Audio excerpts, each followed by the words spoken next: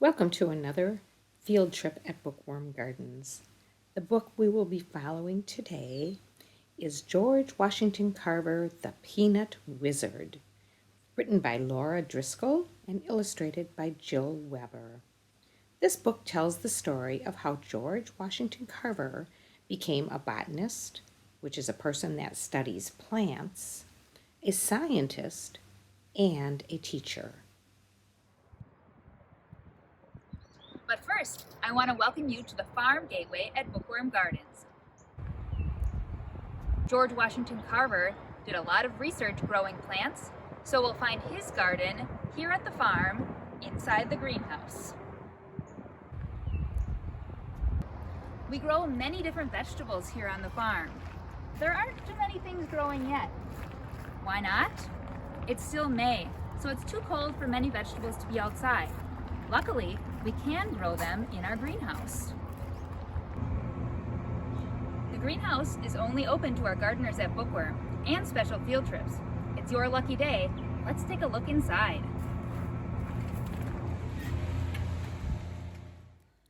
The greenhouse is kept warm all winter, so some plants who don't like the cold have a cozy place to stay.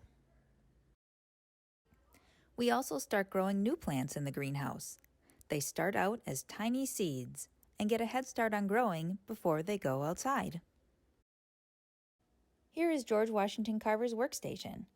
He has many tools to help him be a good gardener and a good scientist. He has a thermometer to check the air temperature and a thermometer to check the soil temperature.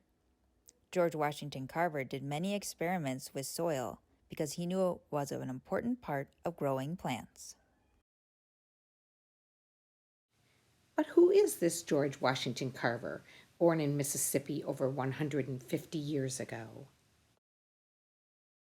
George loved to work in the garden, and he was very curious, like any good scientist. He took a special interest in healing sick plants. George liked to draw plants, capturing every detail so he would not forget anything. Remember, he did not have a camera like we would probably use today. George knew what plants needed to grow. George did not start college until he was 30 years old, where he learned all these dirty words. Soil, mulch, fertilizer, manure, compost.